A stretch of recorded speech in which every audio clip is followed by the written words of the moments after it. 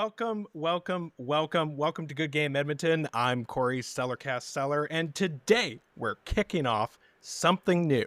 This is Party Chat, a new quarterly update presented by Digital Alberta and yours truly, where we aim to amplify what people are working on in the interactive digital media space across the province.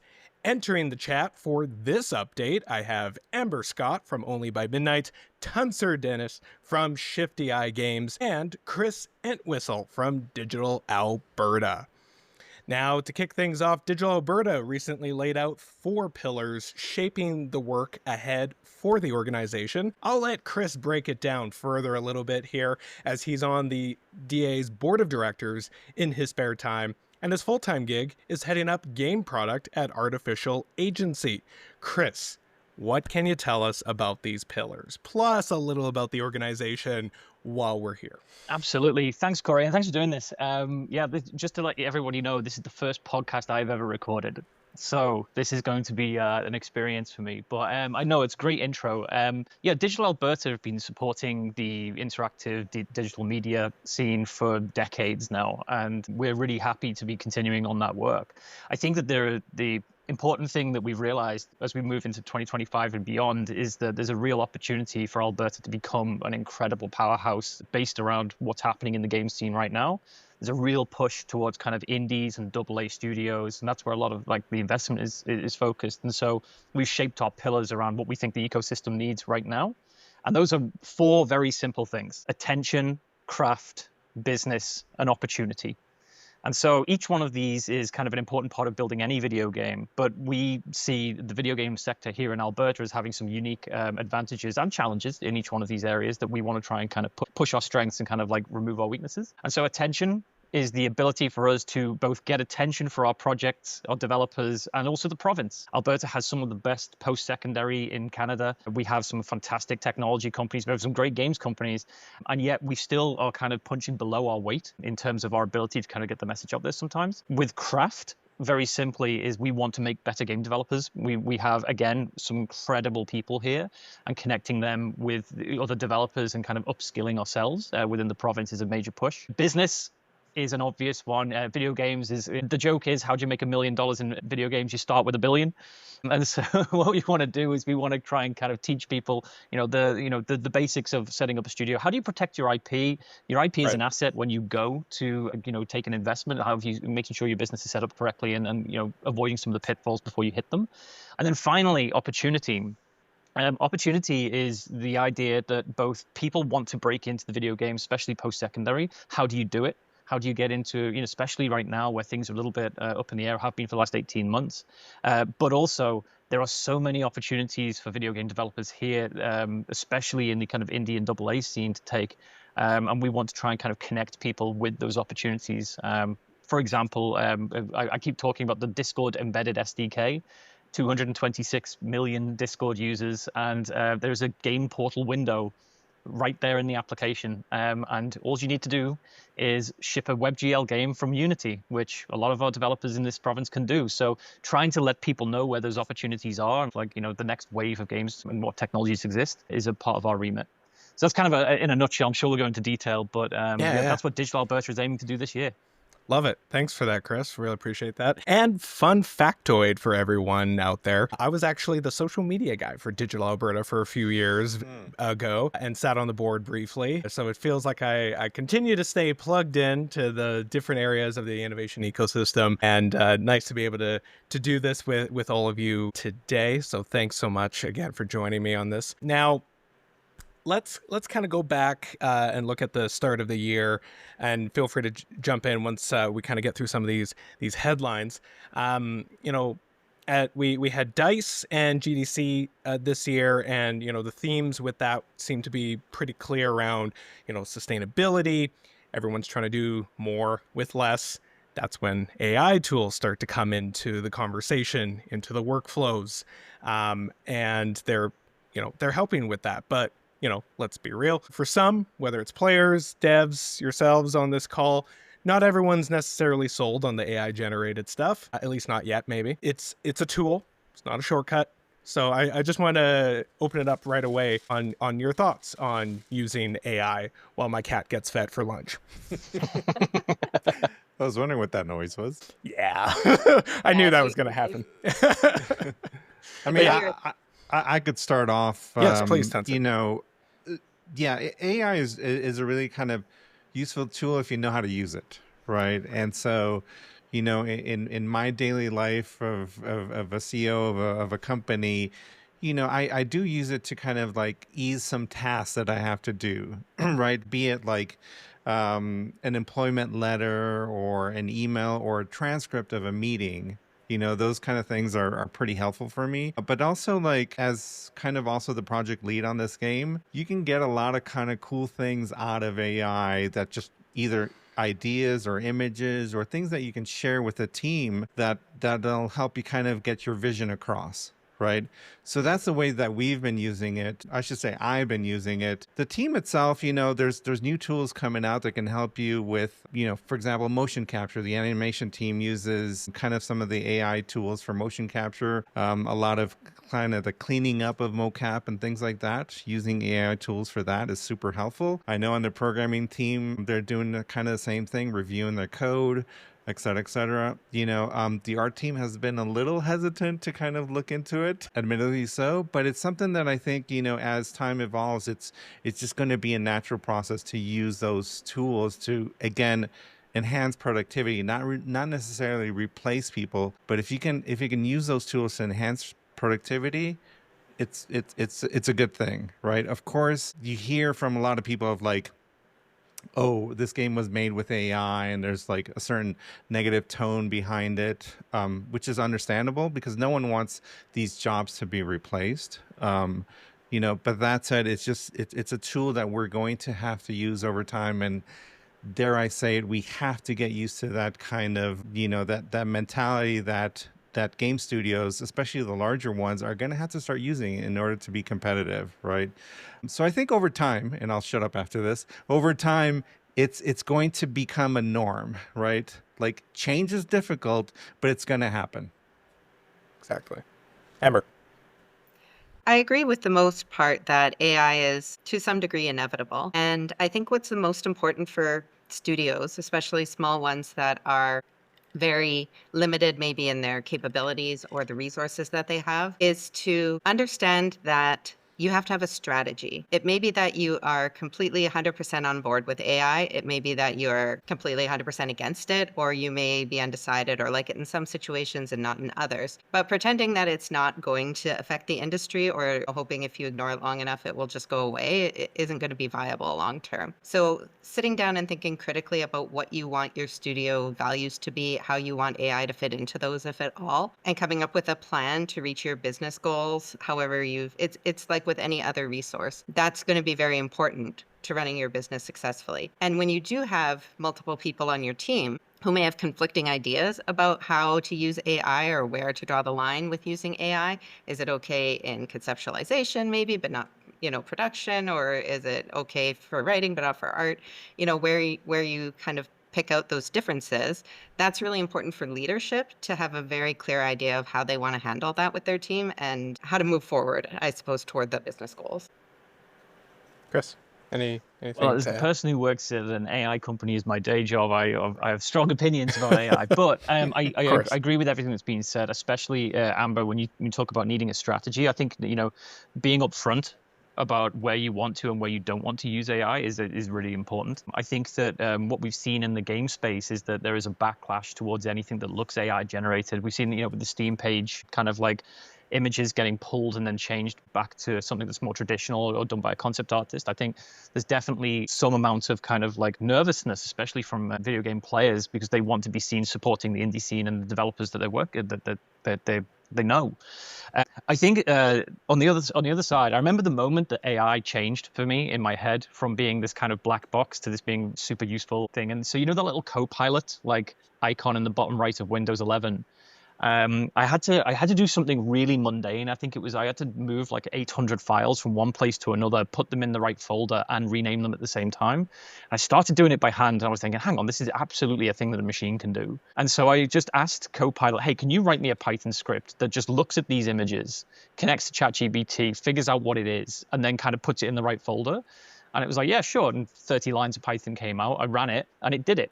I was like, wow, that's just saved me an afternoon of mindless tedium. And then that was kind of like the beginning of my journey. That must have been maybe about a year and a half ago. I mean, obviously I was working for an AI company, so I got to see minor miracles every day, but that's when it became really useful to me, because it just saved me some time on something that I was trying to do. And I think that another incredible stat out there, so we talk about kind of like, how players are a little bit nervous about AI and generated AI.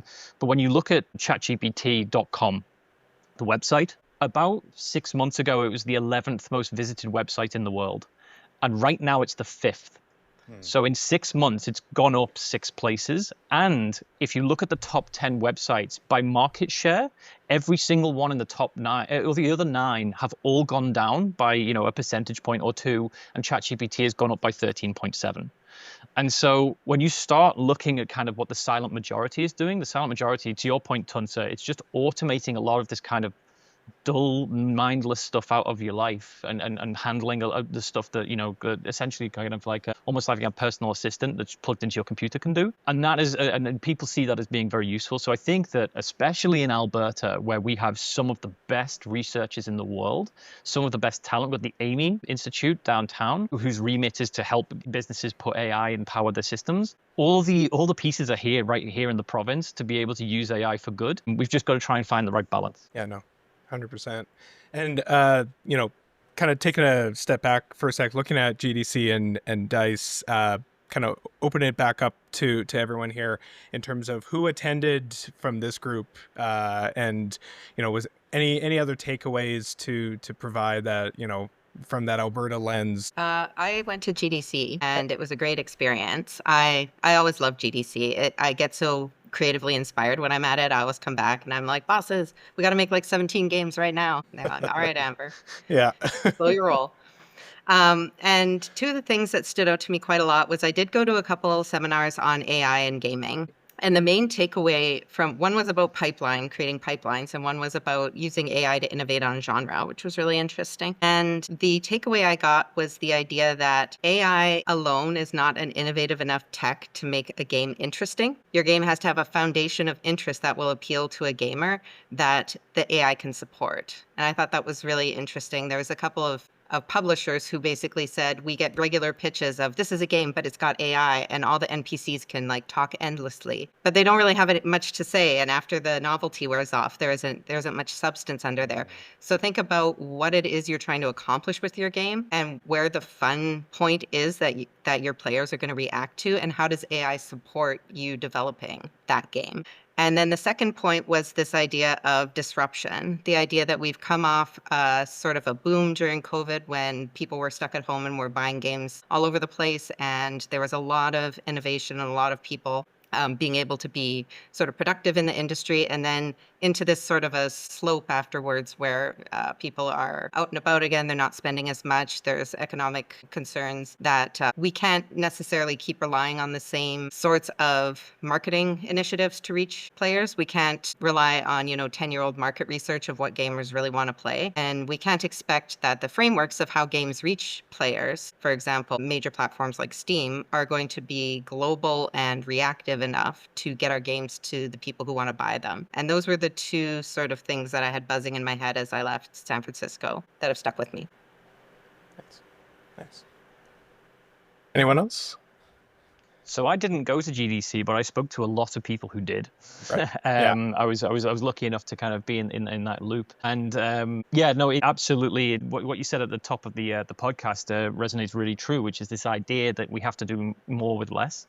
And Amber, to your point about, people's spending habits are coming out of the pandemic. Obviously, everyone's at home. But then since then, we've seen inflation, we've seen global instability, we see like, those once in a lifetime things that are only supposed to happen once a generation, and we've kind of just seen 7 of them back to back. So coming out of that, obviously people's purses are a little tighter. There's a lot of kind of like concern about buying a $100 game or a AAA game is a major expense. So you see people congregating back to the things that they know. It's quite funny actually, if you look at the number of hours played across the games industry, I think it went up 2%. Like I think we're actually, in terms of like, people are still playing games, they're still finding the time, but what they're doing is they're going back to either the games that they already know because they know they're going to get value from it, or they're going for these kind of indie AA titles where they can spend $20 or $10 and get 10, 15, 20 hours and feel satisfied. I'm currently hooked on Balatro, and I've spent a lot more time in Balatro than 10 or 20 hours, to the point where I watch other people on YouTube play Balatro to make myself better. But I think that this is what we've seen. Like the pattern is that there's a kind of resurgence of the indie and the AA.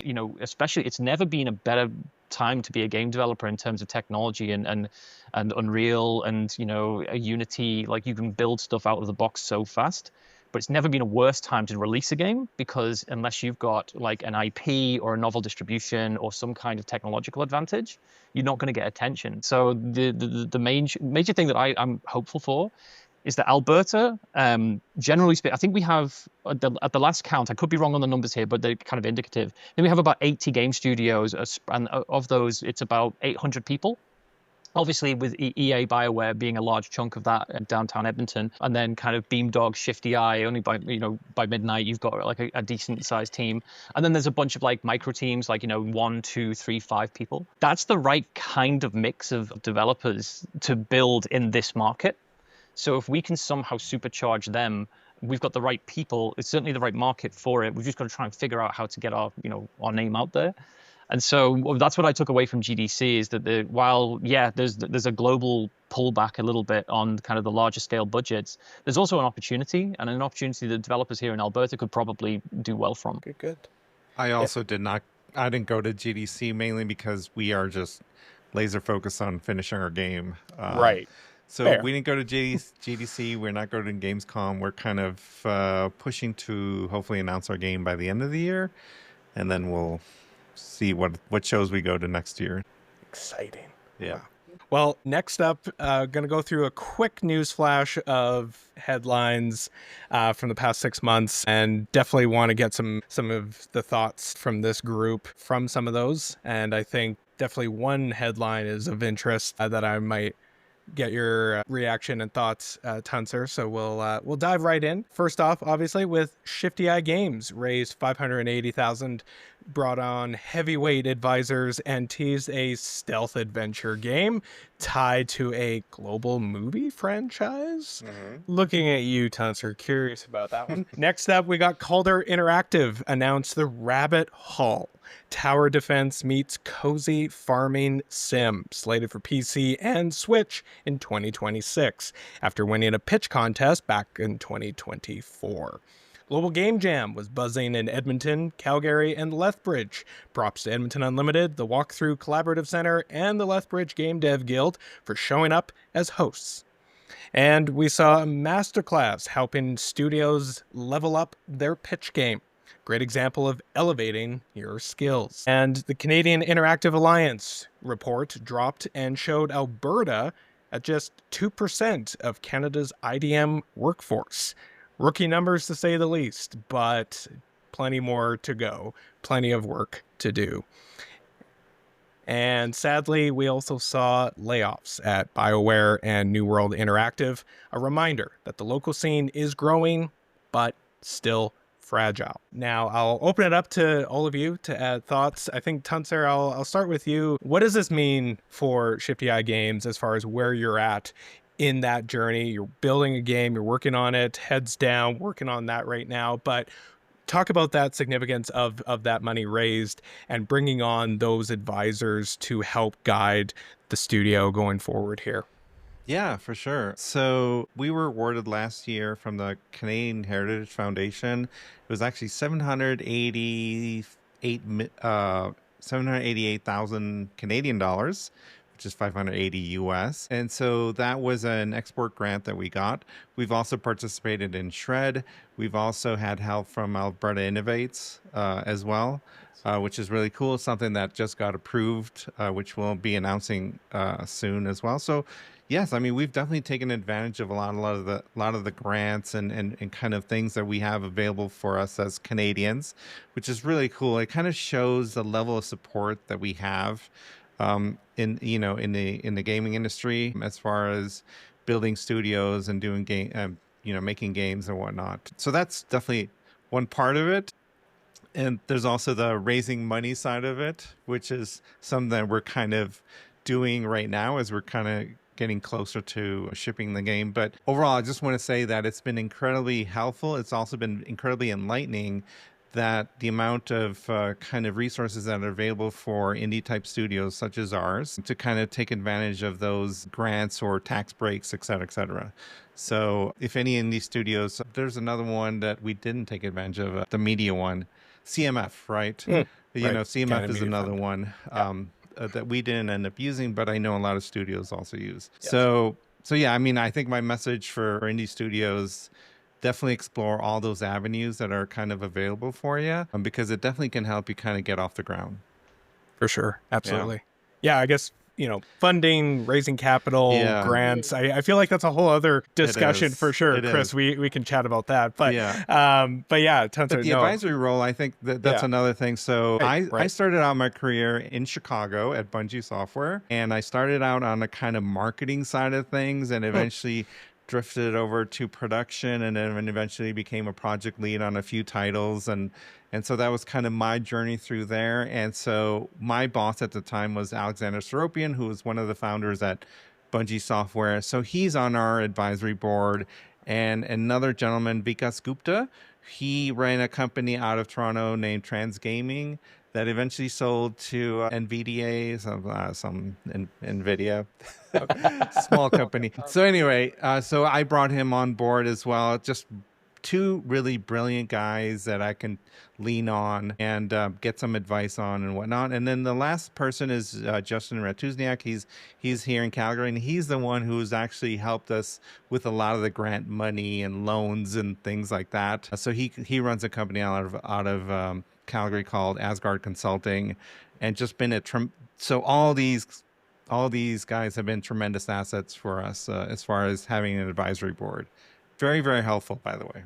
Fantastic. Yeah. Yeah. Yeah. My ears perked when you said you came from like marketing background, because I'm currently working in marketing, and broadcasting is my background. So it's nice to be among similar minds, but the work you're doing is certainly fantastic, and glad to hear that, you have that extra force in your corner to continue to guide and really help, fill in those gaps where, whether it's time or just expertise, they're able to support with those areas. But Absolutely. yeah, awesome.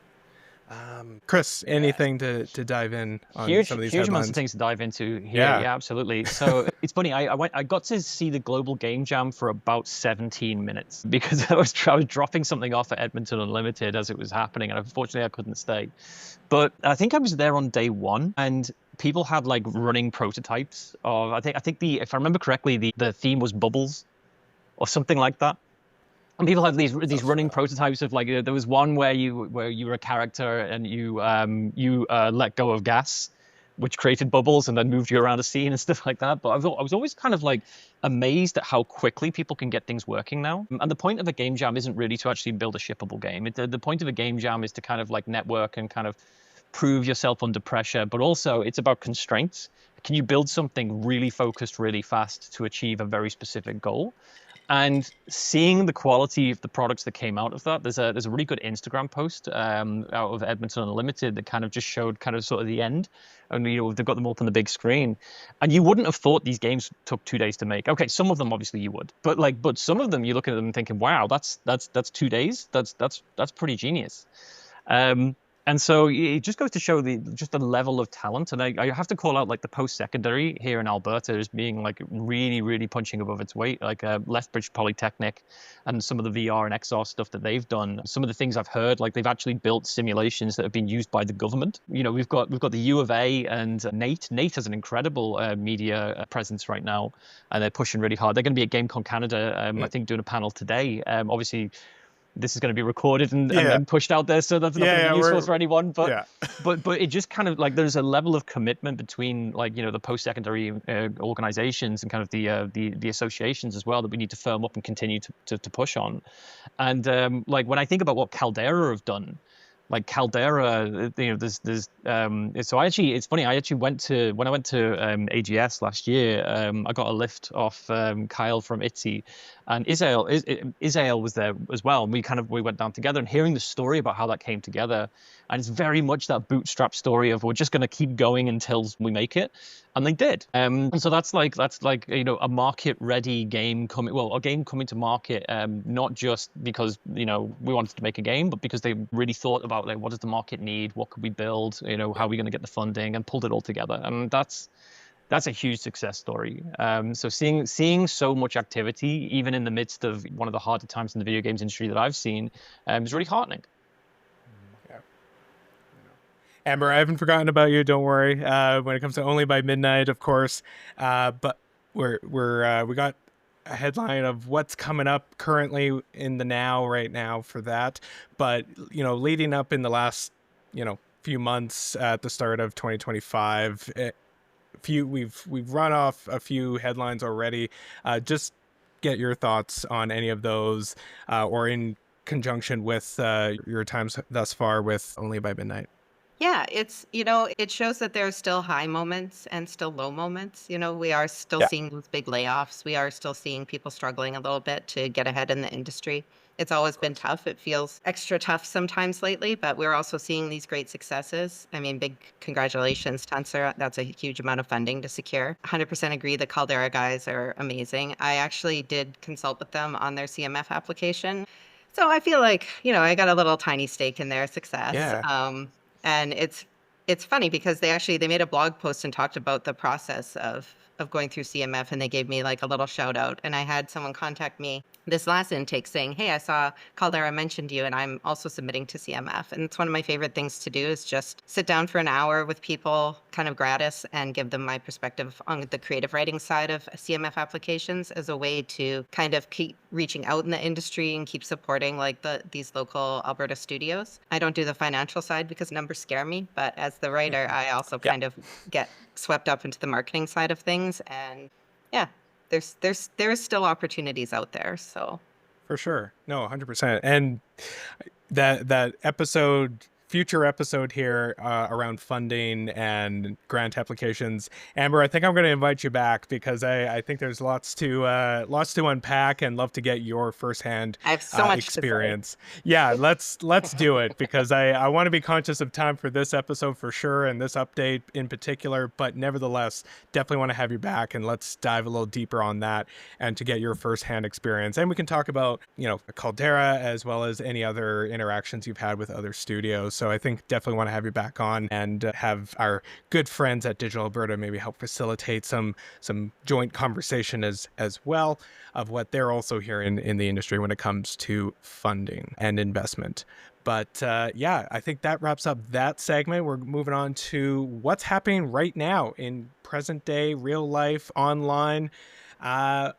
We got, of course, to start off, Control Alt Deal from Only by Midnight, gearing up for launch. Already snagged Best Gameplay from CG Magazine. Expect indie chaos and corporate sabotage in one delicious package. I'm gonna put that on my wish list right now. Let's do it. Anyone else who's also listening in. Yes. Wish list that right now. Yes. I would have screen shared, but it's okay. But speaking of media, still not convinced, we can check out the game trailer here. Or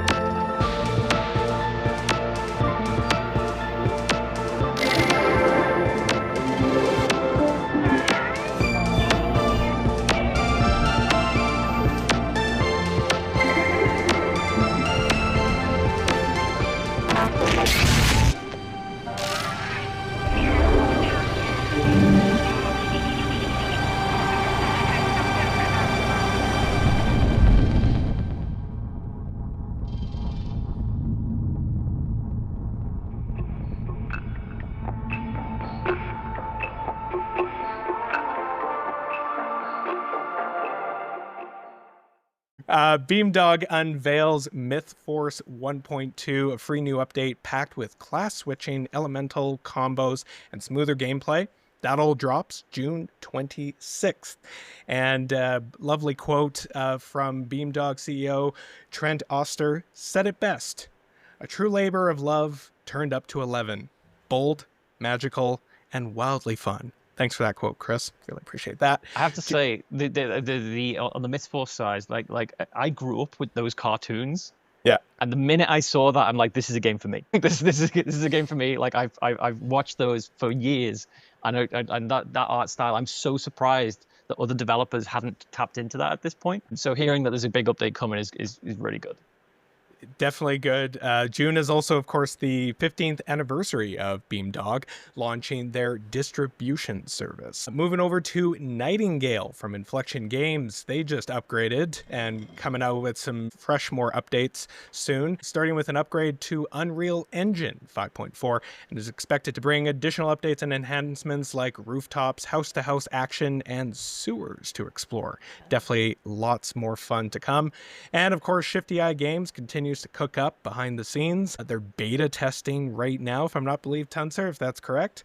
Yeah, I got my wish list in. Sorry. Oh no.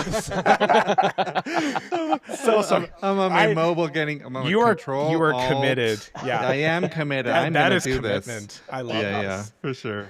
He's looking it up on Steam right now. All set. All set. folks. So yes. All We are set. in alpha testing. If anyone's interested, Yeah. just go to our website, shiftyeyegames.com. It's a news article there. That takes you to our Discord.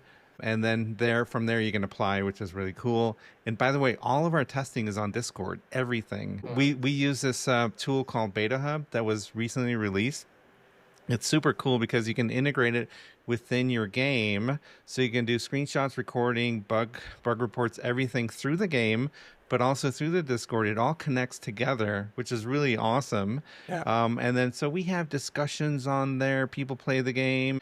We give them specific levels to do. We do surveys. Everything is done through Discord, which is absolutely amazing. And it's really, really cool. Super useful tool. I love integrations. Absolutely. Yeah. Yeah, no, perfect. Well, moving over to Titan One Studios, they just announced Cat Assassin with Dave Bautista voicing the lead. According to Hardcore Gamer, Cat Assassin is a new neo-noir action game featuring a cat inspired by popular franchises like Assassin's Creed and Splinter Cell. Well, I'm already sold because I love Assassin's Creed. The game is expected to offer a balance of humor, action, and stealth in a gritty underworld narrative. To quote Spock, fascinating. And this weekend, as we're recording this update, GameCon Canada, as Chris mentioned earlier, GameCon Canada 2025 is happening down at the Edmonton Expo Center. Cosplay, demos, tabletop gaming, esports tournaments, and much more. Plus, not to mention, Nate is even running a session on nurturing the next generation of game talent. Of all these launches and updates, I think we all know what we're all excited about, but nevertheless, any other exciting moments to highlight, whether we mentioned it or not here? Well, I think right that now. like just to dive in on the Titan One Studios and Dave Bautista, like of all the things I was expecting, like Dave Bautista voicing a cat assassin and bringing that level of like Hollywood to the province, is a real nice bonus. I mean, we had The Last of Us recorded here not too long ago. I think it was like 2 or 3 years ago. And we don't really often in the province get to see too much of like that kind of like Hollywood sheen. So having a studio here actually kind of land, a huge name. We talked at the beginning about like, attention, craft, business, and opportunity. Like this is a huge thing for attention for the province and a huge thing for Cat Assassin as well. Right. You don't get names much bigger than Dave Bautista. No, 100%. Anyone else? Amber, Tuncer, any? Obviously, I hit the major highlights for you guys. It's super exciting nonetheless. Yeah, I guess just any further deep dive to what's going on, Amber?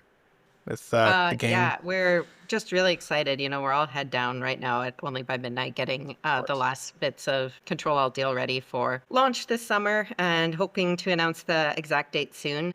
It's, one of my favorite expressions is that the first 90% of a project takes 90% of the time, and then the last 10% of the project also takes 90% of the time. And that's kind of where we are right now. Just this Fair. every little bit and piece. We got to go through search and we got to get all the localization in and we got to X, Y, and Z. So it's been busy but fun. And it's really great to see the team pulling together. Starting to see some great, recognition. You mentioned last year at GCC, we got the Best Gameplay Award from CG Magazine, which was amazing. Thank you for that.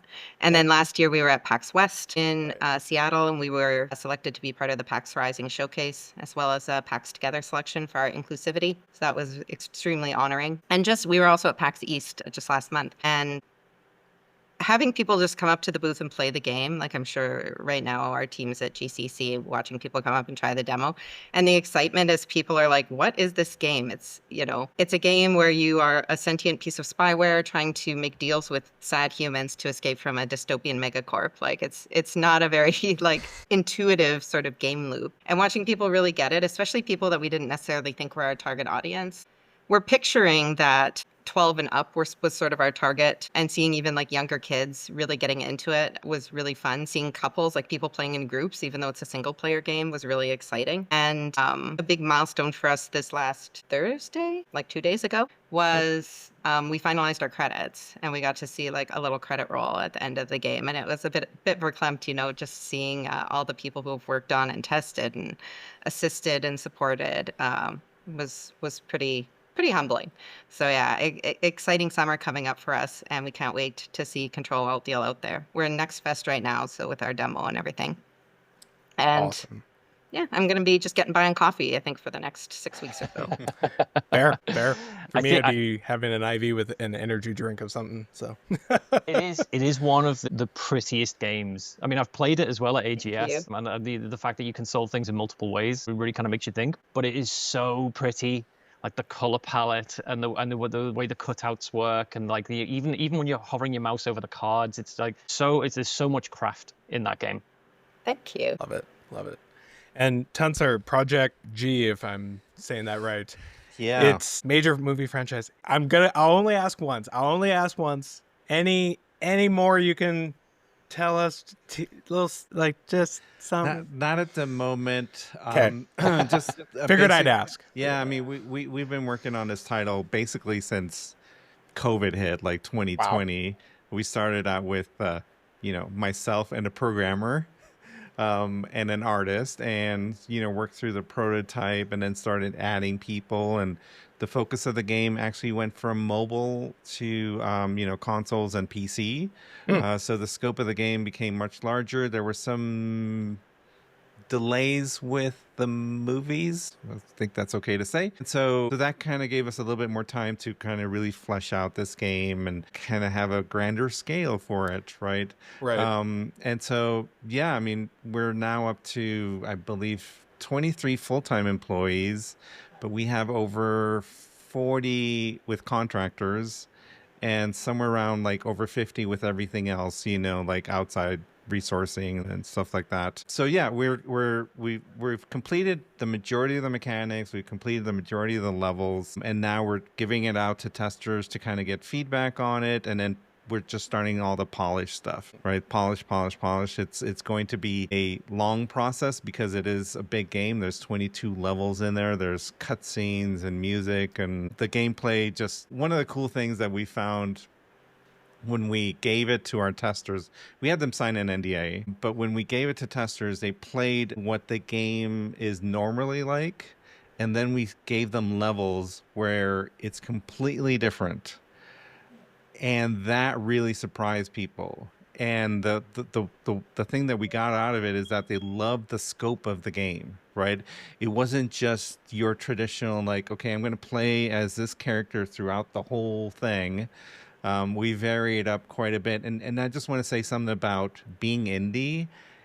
That's what's really cool about being indie, is that you can take risks. And the first my first mindset with this game was like, I'm not going to go down the typical path of just, create a game and use our art throughout and, use the same mechanics. It's not that. And that's what's really cool about the indie space these days is that people are taking risks. And it's something that differs from the bigger studios where they're just, love some of the bigger studio games, but they're a bit formulaic, right? And so that's where I think that the indie scene is really shining, and it's really inspiring to see all these other studios in Alberta kind of doing the same thing, right? It's just a bunch of like innovation, which is great. So yeah. So anyway, Project G, we're hoping to announce it by the end of this year and shipping sometime in 26. It'll be on PC, Mac, PlayStation, Xbox, and the Switch too. So exciting. Yeah. So you're in the second 90% then. Yeah, and that's honestly that's the hardest part, right? Because there's just so many things that you either hadn't thought of, or that the level of polish that you sometimes have to do per level, per character, the sound and music, everything kind of starts coming together, the UI, UX, and it's just a lot of work for sure. Yep. Yeah. Well, I look forward to having the opportunity maybe to catch up with you once more details are released, to do a bit of a deeper dive. I think you've worked with a contractor, Paisley. Paisley Churchill. So yeah. So her and I were connecting and seeing if we could set something up just to have you and I chat around this time. So this actually worked out even better because I feel like you can see whether or not you want to keep talking to me or whatever the case. But for sure, nevertheless, looking forward to it. Paisley's great. She has this like energy and spunk that is just it's amazing and it's energizing. And every time I talk to her, I just get inspired. So she's fantastic. She's like a rising star in Alberta. I mean, she should run for mayor and premier one day because she has that tremendous amount of energy. She's really cool. Yeah, definitely a familiar face and name with Digital Alberta for sure. So good to see her journey trajectory thus far. Yeah, no, exciting stuff. Thank you so much for sharing those remarks, guys. Moving on to what the future holds. Looking at Q3 the next few months. Lots to keep an eye on for sure. With Digital Alberta, of course, we have an IP masterclass dropping pretty soon here in July, led by DA board member Bruna Klinowski, if I'm pronouncing that one right. And we also have GDX 2025 hitting July 16th to 17th. Their focus is on games and AI talent and research innovation at the indie level, exploring the challenges and triumphs of diverse people working in games, and of course, building a better games industry. So look forward to that. That also coincides with K-Days here in Edmonton. And of course, Alberta Game Jam was teased. No theme or dates yet, but everyone's, of course, already super hyped. It's where students, job seekers, hobbyists, and professionals come together and meet to showcase skills, experiment with new ideas, taking risks, and collaborate with like-minded people. And as part of this call, of course, Digital Alberta Games Series is back, and it's in the City of Champions here in Edmonton. And I'll pass it over to Chris just to provide any other major update when it comes to Alberta Game Series for 2025. Yeah, so this is this is the first year that I've been involved directly in kind of organizing, and I think that as we said at the beginning of the podcast, there's definitely an opportunity here for Alberta-based developers to really flourish in the market that we've currently got. And even to go back to a point that we didn't touch on, obviously there's been layoffs and things like that in this market. But what I've seen like multiple studios of very talented people come together, and they've decided, well, you know what, I'm going to do it myself. I'm gonna go out there and I'm gonna build something, and I'm gonna do it with people that I know that are talented. So what we want to do more than anything else is support exactly that movement, that kind of like sustainable indies, pushing more studios up to that AA. Nobody's writing AAA checks right now. Like I think I saw a stat recently that said that I don't think a AAA level check has been written in the games industry for like 6 months or something like that. Although, yeah, no, exactly. It's a market reset. And just like, the City of Champions, we were champions for a while, and then that kind of like, went away a little bit, and then now it's kind of coming back. I think these things happen in cycles. So for AGS this year, those 4 pillars are what we're focusing on. And there's one major thing, I guess, to announce, and I'm hoping that the actual announcement happens while you're editing this, so I don't jump the gun. For sure. But we are moving AGS to coincide with Startup Week, Edmonton Startup Week. And so we'll be on the Tuesday and the Wednesday that week. And the whole purpose of that is that you have this incredible amount of like investors and technologists, and you have a huge network of like interesting people, and it's all about entrepreneurship, and it's all about kind of new startups and new things happening in the province and the city. And so what better place, especially with the market as it is right now, to bring some of the best talent in Alberta to a place where they can meet with those entrepreneurs, with those investors, with those those VCs. And it's interesting, it's much easier to attract the VC talent as well, and the VC scouts, because they can come not just for AGS but also for the wider show. And see what's going on in like AI and clean tech and biotech and things like that. So by moving it there, we're hoping to provide opportunity. Opportunity is one of our 4 pillars. So having it here increases the chance that somebody gets a deal. Likewise, we know that Alberta has traditionally had a bit of a weird split between kind of the AAA developers and the kind of indies and AAs. And this year, I'm in talks with studios, talent from studios that you would recognize, kind of like Fortnite team, Sony Santa Monica, various other like big name people who are going to hopefully, they've said verbally that they'll do it, but I've yet to get the contract signed. But they want to come and talk about things like, how do you create a top level AAA technology team? And like, what are the things that they look out for in terms of talent? What is the best way to convey emotion to another human being through a digital screen?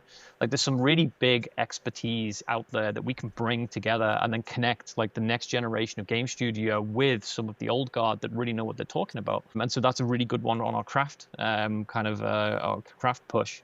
And then of course, business and opportunity side, having more involvement from the local scene is always going to be helpful. And so we're partnering actually with Edmonton Unlimited and Amy. So Edmonton Unlimited are going to allow us to use their space on the Tuesday, and then the Wednesday we're going to go over to Amy, and that's going to be a great partnership, because then that's their business acumen, AI, facilities to have like those kind of opportunistic conversations. Also, if we were, say, for example, to do a pitch competition while all the interested parties are in town, what better place to practice than Edmonton Unlimited, who help hundreds of startups every year figuring out how to get their business across in the shortest possible time. One of my favorite phrases is, I would have wrote a shorter letter, but I didn't have time. Edmonton Unlimited can help you write shorter letters. And so all these great partners. Pitching. It's one of those things where I think that what we're seeing here, especially with AGS, is a lot of the ecosystem coming together. And then not long after AGS is Game Invest West, which I think travels, last year it traveled down through Edmonton and Calgary and then over to Banff. And so if we've got more developers prepped, ready to pitch, they've had the practice at AGS, and they can just cycle over to Game Invest West and do the same thing again and again. You've got companies like Scaffold and Shred who will absolutely help you get that ready. And so the ecosystem, there's a lot of opportunity here. It's more a case now of trying to figure out how to take advantage of it and making sure that we do create sustainable companies here, because the last thing we want to do is flame out. And so that's what AGS is about this year. And if we can get the talent, if we can get the big names in, that will draw the attention. The attention helps draw even bigger names in, and then we can mingle with some video game royalty, hopefully. That'd be nice. I'm pumped. Having worked at Edmonton Unlimited for almost about a few years a while back, I was always thrilling to try and figure out like, how can we get games more integrated and embedded within Startup Week, and you guys figured it out. So kudos to you, Chris, and of course the team at Digital Alberta to forge these relationships, these partnerships with Edmonton Unlimited and Amy to go bigger. this year with Alberta Games Series, of course, back in the city of Champion. So I'm a little biased. I love that. Great to have it back in Edmonton this year with tracks around, of course, as we alluded to, attention, craft, business, and opportunity. So super stoked for that. And I'm still available if you want to do a panel or podcast episode thing. 100%. We'll talk. Talk. If it's all full this year, it's all good. I'll wait for next year. It's all good for 2026. But yeah, that's AGS 2025. And of course, finally, we have the Game Awards, where will we see Alberta indies featured this year on the big stage? Fingers crossed. Yeah. That's it. Anything to add on what's ahead, or thoughts on some of the headlines that we've touched? Well, you mentioned pitching, Chris, and when I was at GDC this year, I was actually pitching for our next game in development, which is still a secret. And I love pitching. I think it's an art form, and I'm really enthusiastic about it. So would absolutely love to brainstorm on pitch stuff. And then talking about the Game Awards, I get a lot of my wish lists and my to be played list from Game Awards because I want to see what the hype is about. And when I pitched our next game in development to Jen and Allison, my bosses at Only by Midnight, I pitched it as Project Amber Wants to Win a BAFTA. And so that was the working title for the first few months. And I was pitching it at GDC and meeting with some interest. So keep an eye on the Game Awards, and maybe Project Amber Wants to Win a BAFTA will come to light in a few years. I hope I don't butcher this story because I'm doing this from a memory of about 4 years ago. But I will tell you about a story about one of the greatest pitches I've ever heard. So I'm going to play a little bit loose with this because I'm not entirely sure I remember all the details, except for the big part.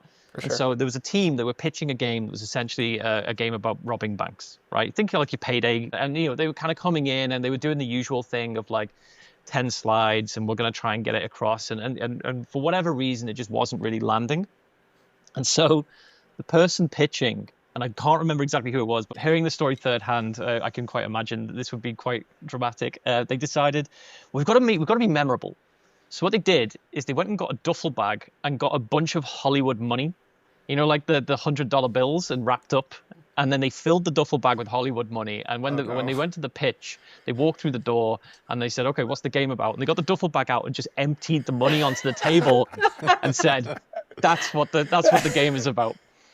And apparently, I can't remember if it actually got funded, but it certainly was remembered, right? Because the story was passed to me third hand about like, this is how you get attention. And so it's funny, there's all these little tricks, like, be memorable, like, have a pitch that people is evocative, like, the smell and the feel of money is very evocative. Like if you can use that to get attention, then, and so I think that as we kind of move towards AGS, like that's where I'm thinking like I know some projects that haven't yet been announced from some friends and some people, friends of friends, and just thinking about like how can we make it so that when these investors and these kind of game publishers and they come to AGS and they go through that pitch, it's just gold after gold after gold, like memory after memory after memory. Because more than anything else, I think the big challenge that we've got at Digital Alberta, the big thing that we want to push for, is we want Edmonton and Calgary and Lethbridge and Red Deer and all these kind of little hubs, we want to be on the map, right? There's so much talent. Like the market is crying out for more indie AA titles. So we know that this is kind of like the kind of rough project range. And on top of that as well, the offshoots of like the BioWare kind of like developers, like there's so many of those developers now who have kind of come from that kind of like BioWare stable who are now setting up their own shops that I know of because I was a BioWare a decade ago. And you can see that kind of that storytelling, that talent, that kind of craft, but now being done at like this scale. And so if we play it right in the next 2 or 3 years, we could see an explosion of that kind of talent here. And all we've got to do is nurture it. We've got to work together to nurture it. And if we do that, then the whole province wins. Like if we could take that number, I think it was 2%. I actually might be wrong. I think it was actually 3%. I think I was 1% off. So apologies. I had to go and read the kayak report again. No worries. But if that went from 3 to 6 in the next 5 years, that would be a huge win for the province. And the government has made a fairly strong stance on what they want in terms of like to support the sector. And what they really want is they want to help us bring investment in. And Calgary's doing a fantastic job of that right now. They're in the news as like one of the central tech hubs in the entire world in terms of like investment flowing in. And Alberta in general is doing like really good numbers. And Minister Glubish, he comes from a VC background and understands this kind of market exceptionally well. So I think that we want to work along the same lines. Like, let's make AGS a destination for investors in games and publishers and talent, and go big or go home. Hopefully not go home. No, Yeah, no, let's not go home. Only for a spare charger. I have a similar story to Chris that. So when I was at Bungie, I think I was like employee number 6 or 7 or something along those lines. Very small at the time, and we were coming out with this, with one of our games. Again, I don't remember, but one of the things that Alex did, as he was kind of, back then we would send out the CDs for people for press to play the game and talk about it and all that kind of stuff.